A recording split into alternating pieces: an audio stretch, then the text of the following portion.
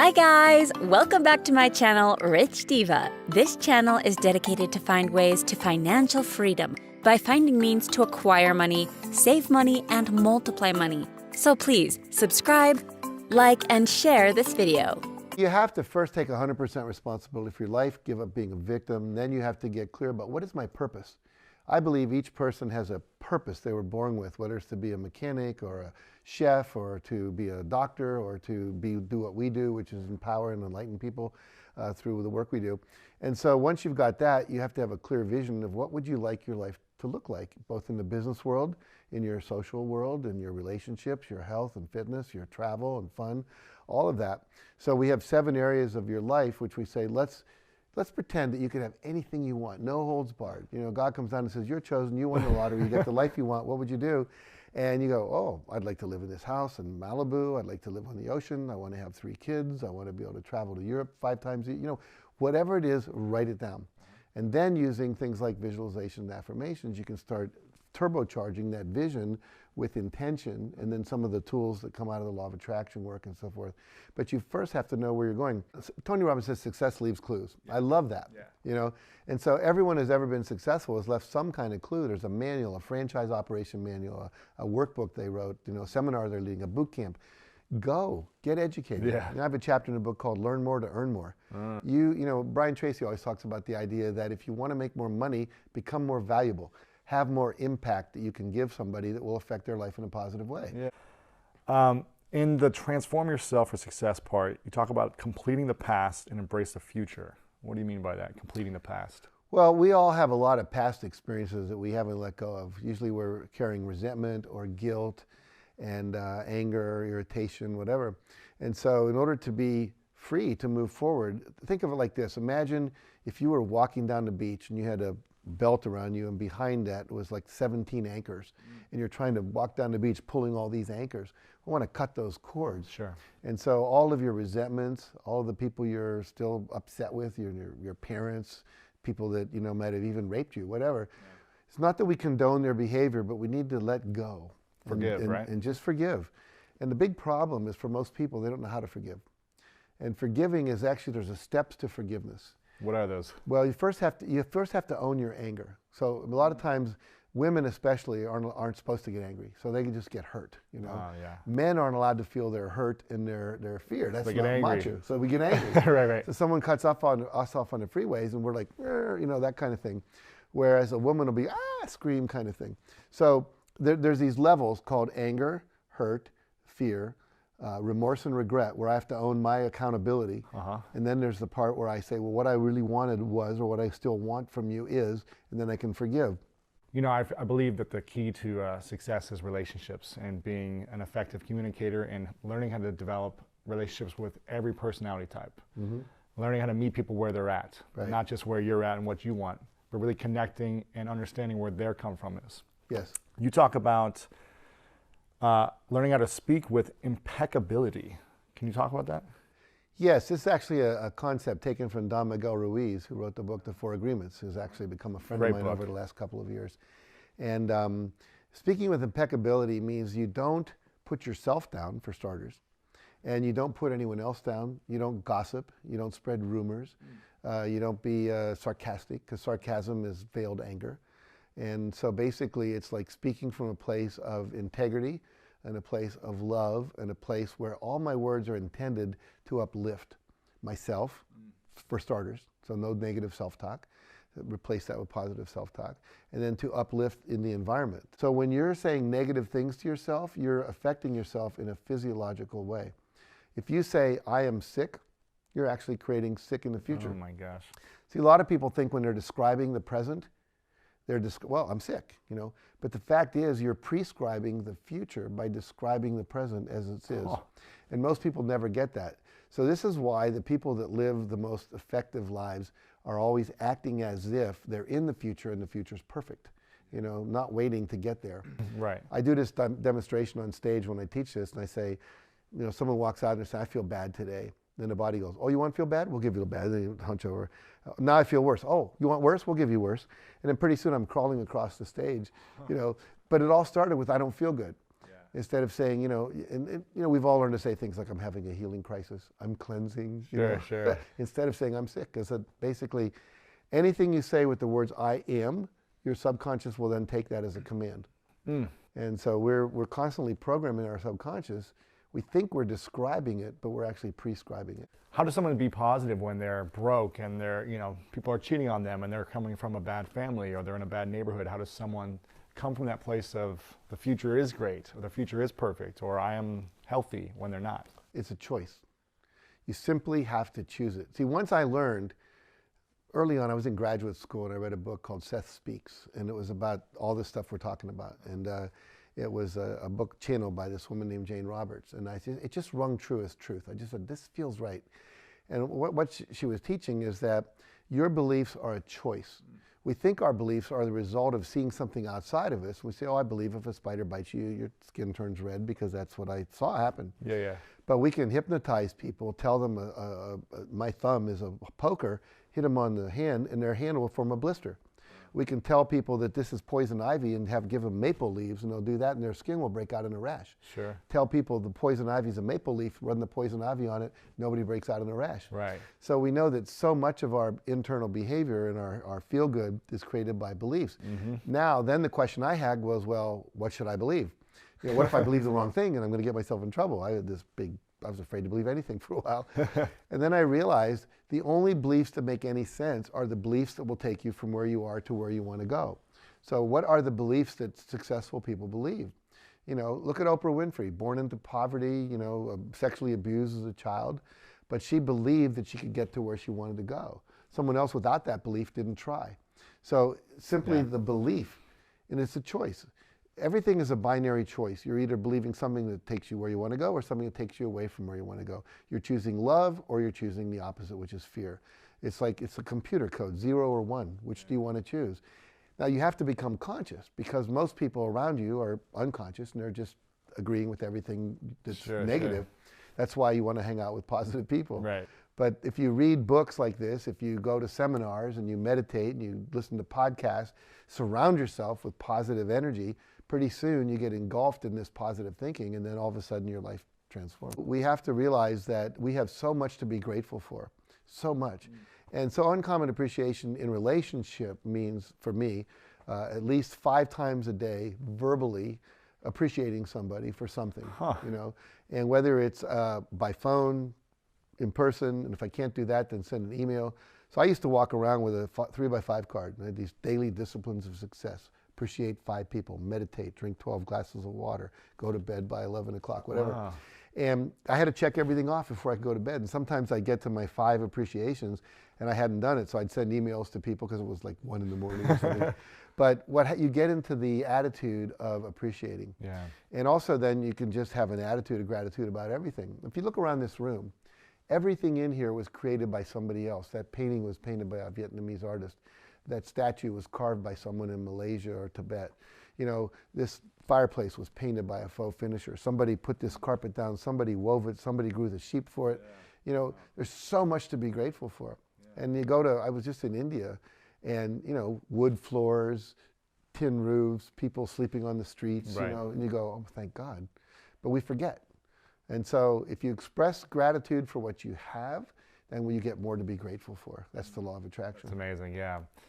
How does someone practice gratitude when they feel like they have nothing still, though? Like, how does someone come from that place? Well, my favorite story about that is Joe Vitale, who was in the movie The Secret. And he said he was somewhere in Texas, I think Austin, might have been Dallas, Fort Worth. He was down the bottom of the bottom. He was living in one of those like $79 a month apartments with like one table that was like plastic with plastic chairs and light bulb hanging out, a mattress on the floor with 2 sheets. I mean, just the worst. Yeah. And he said, he borrowed a book from the library and it said to be grateful. He said, what the hell do I have to be grateful for? I got a pencil and a piece of paper. That's about it. And then he said, well, if there was something to be grateful for, what would it be? He says, well, I got a pencil. I could write down my goals. I could send a love letter. With an eraser, I could erase my limiting beliefs. And that was the shifting moment of his life when he realized, I've got these 2 things. I can create my future by writing down what I want. Sure. So start focusing on what you do have and feel great joy for that. And then the weird law is you get more. Yeah. And when you're focusing on what you don't have, even when you have a lot, well, I don't have that latest Ferrari. Sure. I don't have enough. And guess what? Whatever you're affirming, you're going to get more of. You're going to get more of not enough. Yeah. So abundance is focusing on what you do have. Just go walk down the street. Yeah. You know, there's trees and air and birds and people that, you know, are, you could literally ask people for $1 and most people would give it to you, you know? And so by focusing on what you do have, it's saying to the world, I have enough. And then the reality is you're going to get more. It's just so bizarre how that. Jack Canfield told me, always carry a $100 bill in your pocket. Huh. I have several in my pocket at the moment. So the reality is every time you go in, even if you don't have it to spend, you've got it in your pocket. Interesting. So you go and you go, oh yeah, I'm rich, I got $100. You know, as opposed to you go, I've only got $12. So you don't ever want to be in that I've only got mentality. Just to opening it up and see nothing. Exactly. One of the principles about money you talk about is to pay yourself first. Yes. Now, does that always mean financially, or is that something else as well? Well, I think financially for sure. You know, in other words, if I make $100, $10 of that goes into savings. So I've always been a 10% tither to yourself first, and then you want to be a tither at some percentage to the rest of the world. Why pay sorry to interrupt, but why pay yourself first? Because if you don't pay yourself first, you're paying everyone else. You're going to work all week long, or month long, you get your paycheck, and then it all goes out in bills, and you go, damn, I didn't get anything from that. More importantly is you have to build up capital that makes money, either interest in an investment or it has money you can invest in starting your own company. In other words, if great opportunities come along, like I remember when Apple stock came out and I went, I think this is a good thing. Just tell me about this. Go into any Apple store and you have to wait to get waited on. That's like Starbucks. You have to wait to get a cup of coffee. Any place where people are waiting. All day long. All day long, that's a good investment, right? And I had to convince this guy that I buy stock from to do it, you know, and it's doubled and it's, you know, split and all that kind of stuff. But basically, I forgot the question. What was your question? Oh, pay yourself first. Yes. So paying yourself first is you have to have money to build up money so eventually you can live off the money rather than living off your labor. You know, and so, you know, I talk about Sir John Templeton, who used to take 50% of every dollar he made and put it into savings. He's now a billionaire. 50%. John D. Martini, who's in this book, who's another guy who was in The Secret, he said to his staff, every month I get paid this. I'm not paying your salaries if we don't make enough money. Wow. So you got to be watching the bottom line, and if we're not getting enough clients, he's a chiropractor, if we don't, you need to go out and advertise and bring in the people, because I'm paying me first. Wow. And his staff got, oh, whoa, you know, but they took responsibility. Sure. And as a result of that, he's made millions of dollars, he's a millionaire. And so... Is that a selfish, would someone say, well, that sounds selfish, why not support your team first, or give back first? What do you say to that? He was teaching his team one of the most powerful principles ever. Take care of yourself. What do they tell you on the airline when Put your mask on first? Put your mask on first so you can help take care of others. Everyone else. Yeah. So, you know, it's like you want to take care of others. You want to be in service. You and I, whatever we do is in service. Yes. You know, we're having fun and getting paid for it, but it's serving people. Yes. Now, not every profession is that. But in general, you know, we're not saying take all the money for yourself. We're saying take 10% and invest that over time. And if that grows and it creates, you know, 6%, 8% interest if you're a good investor, sure. you know, you know, what's the guy who wrote The Automatic Millionaire? You become an automatic millionaire. That's it. Is that David? David Bach. David Bach. And so that's what I did. W. Clement Stone taught me to do that. He gave me a book called The Greatest Secret Ever, I think it was, and then another book about this guy who was in the Fable in Iran or someplace, and he always put his 10% aside. There's a book in Canada called The Wealthy Barber. He had all this money, and he was only a barber. Why? Because he put money aside to work for him. And you want your money making money. You know, Tony Robbins says you want to have a big success, you got to have massive action and massive input, you know. So the more you're willing to invest, the more you can win. You have to embrace all change or it's going to wash over you in a bad way. It's like being on a surfboard out in the ocean.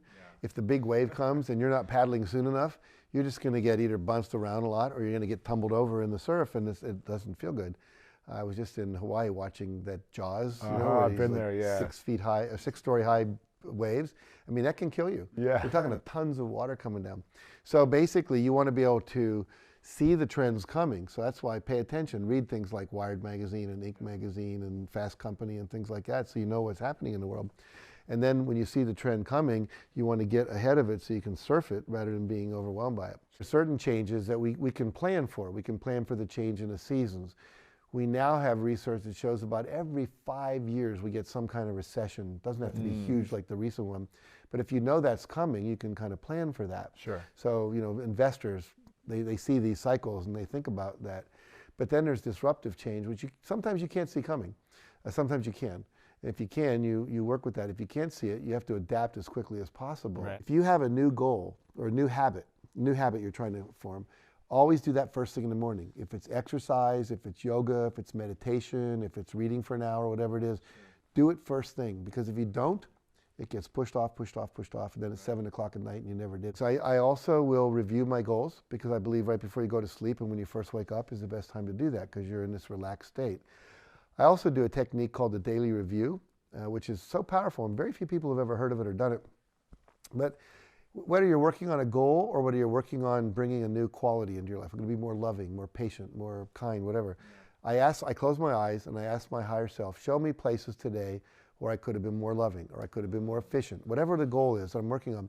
And invariably, oh, you yelled at the bank. No, don't yell, but you got impatient with the bank person. You, you forgot to feed the cat, and then you kind of blamed your wife for it, whatever it is. Right.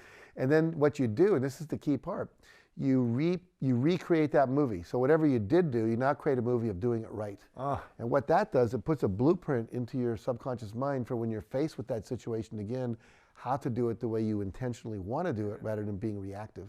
Don't whine about things, go change them.